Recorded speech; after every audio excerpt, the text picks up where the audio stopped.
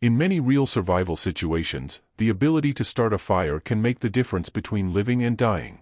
Fire can fulfill many needs, it provides warmth and comfort, and it saves calories that our body would otherwise use to produce body heat. Remember, however, that fire can also create problems. It can cause forest fires or destroy essential equipment. It can also cause burns and carbon monoxide poisoning when used inside shelters. Given its importance in a real survival situation, you should never find yourself struggling or unable to build a fire.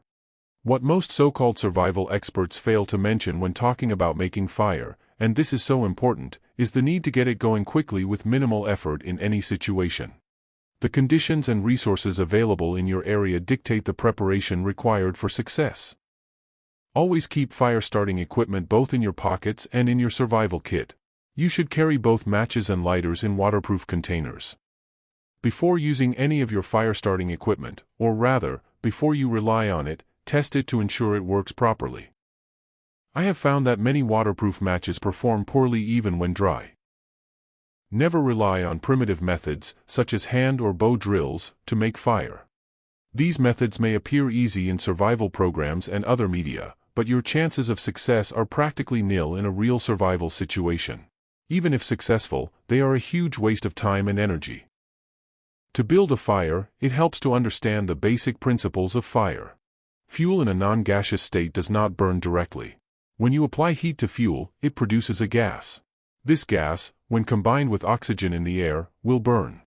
Understanding the concept of the fire triangle is crucial for correctly constructing and maintaining a fire. The three sides of the triangle represent oxygen, heat, and fuel. If any of these components are removed, the fire will go out. The correct ratio of these components is critical for a fire to burn at its full potential. As with many things in life, learning this ratio comes with practice. To make wood burn, you need to raise its temperature to a critical point. At about 204 degrees Celsius 400 degrees Fahrenheit, wood begins to dry out and break down due to heat, but it does not burn yet. Between 204 degrees Celsius 400 degrees Fahrenheit and 288 degrees Celsius 550 degrees Fahrenheit, wood is reduced to charcoal without producing flames. Between 288 degrees Celsius 550 degrees Fahrenheit and 950 degrees Fahrenheit, wood will ignite with an open flame. At approximately 538 degrees Celsius 1000 degrees Fahrenheit, spontaneous ignition occurs. Therefore, to create a fire, you need to raise the temperature of the wood to at least 288 degrees Celsius 550 degrees Fahrenheit. The most important point here is the size relationship between the ignition source and the fuel. A burning match can easily raise a twig about the diameter of the match to its critical temperature and ignite it. However, the match simply does not have enough heat to ignite a large piece of wood. This same principle applies when adding larger fuel to a fire. If the quantity of added fuel is too great or its size too large, it will consume all the heat before reaching its critical temperature, and the fire will go out. This is where problems usually arise for the inexperienced. Getting ignition is generally not an issue, but transferring that initial flame to progressively larger fuel can be challenging. Increase the size of the fuel very slowly and in small quantities. It is also crucial to place the fuel correctly. Ensure the pieces are close enough to transfer heat from one to another without being so close that volatile gases cannot mix properly with the oxygen in the air. Otherwise, the fire may smother, or more accurately, the mixture may become too rich to burn. Making a fire when the environment is wet can be one of the biggest challenges, but it is not hopeless. Start by finding or creating a dry area as possible to build your fire. Wet ground will draw heat away from the fire and make it difficult to get started. In any real survival situation, take stock of what you have on hand. A piece of plastic, lint from your clothes, or a small scrap of paper can be a great help in getting a fire started.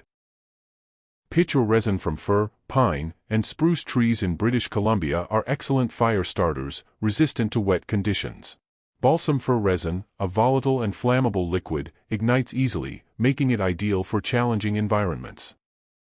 Look for dry tinder under fallen trees, beneath tree branches, or inside hollow trees.